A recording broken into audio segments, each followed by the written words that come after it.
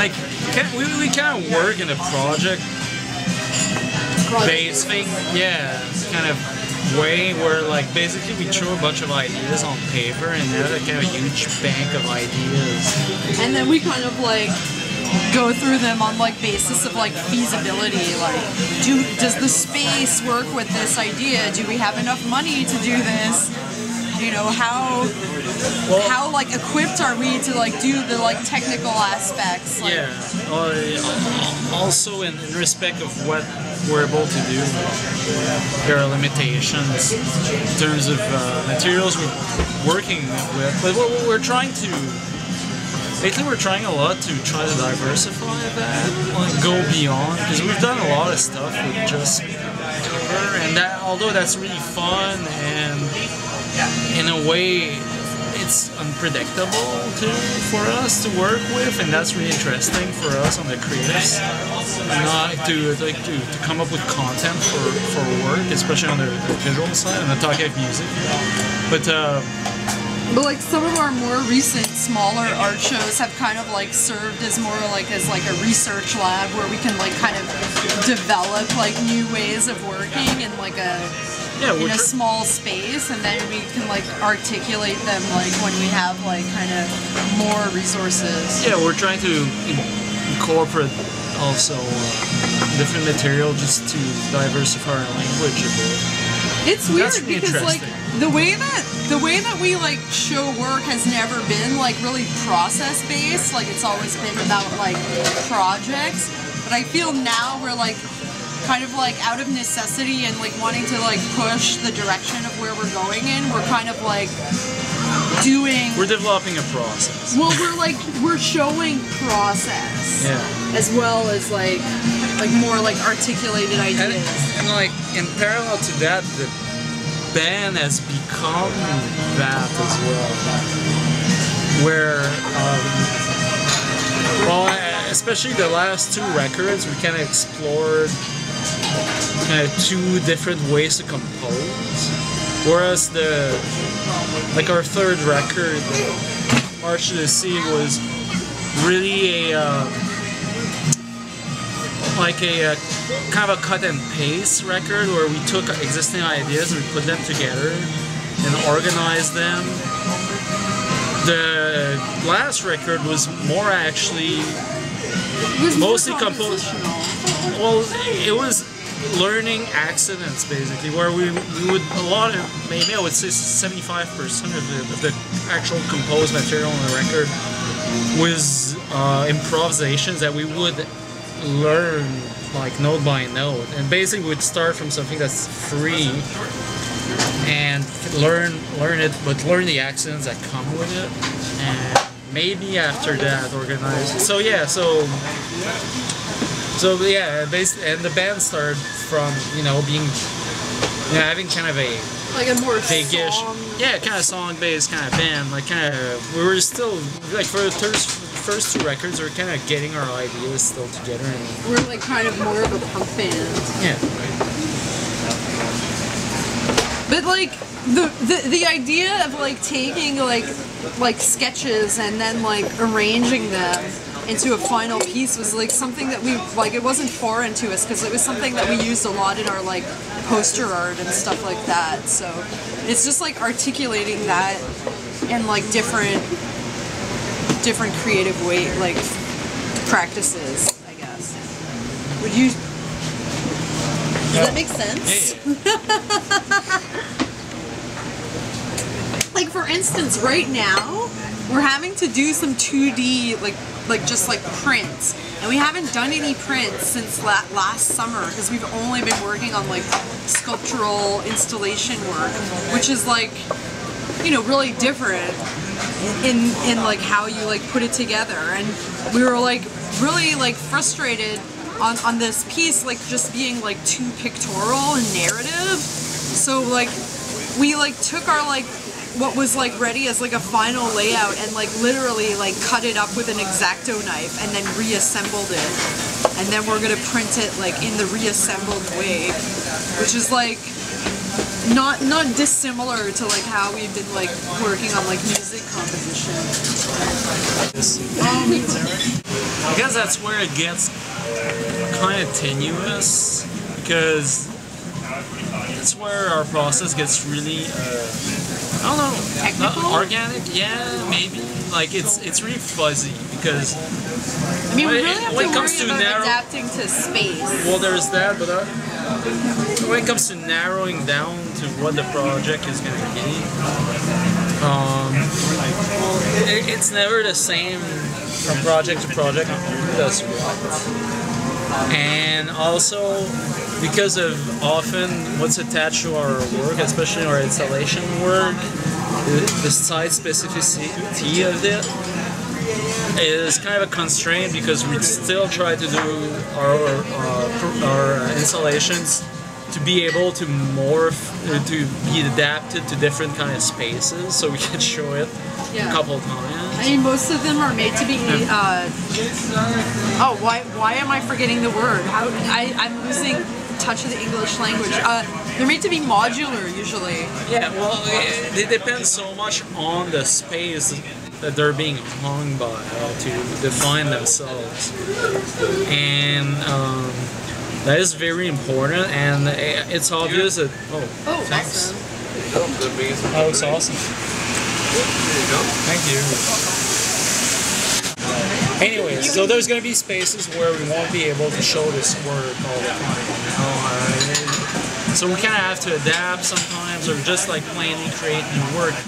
And that's what is kind of the challenge in the way we work and the projects we create, and the whole purpose of still working with this idea of working with posters and just using posters to cover an entire space is that, well, each space brings its own definition, and basically even the same work from space to space is going to have this morphing identity, and it might just kind of either clarify or fuzz out what it's talking about. And that's interesting, and it's like as if the word, and we really take it as if the word teaches us a lesson every time. Yeah, in this way, that's really fulfilling. I think when you're coming from like a background, a more DIY background, and like you don't necessarily have the like academic pedigree, I think you kind of always feel like a bit of an outsider. And like on the one hand, it can be like really vindicating, but on the other hand, it's always like, you know, you're wondering if like your inclusion is just some kind of fluke. No, it's more of an internal thing. Yeah, people have been pretty receptive. Most of them. Yeah, most of them. We're having a couple scholars or our friends we're good friends with, and we're having really good discussions with them.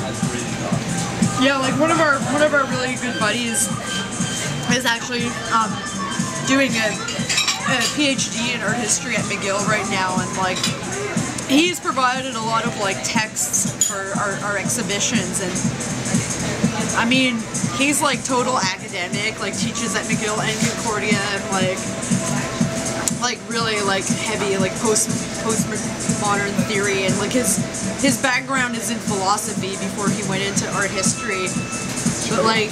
And like, I don't know, like we both dropped out of our BFA programs, but I feel like it's pretty, like when the ideas are like going, it's pretty easy to like meet up and like, and still exchange, like have a really exciting exchanges through the museum space. Okay, yeah. Okay. We were actually in a group show at the Kunsthalle in Vienna, and the curator for the show, Catherine Hug, her sister lives in Montreal and had been is friends with this guy, Tamer.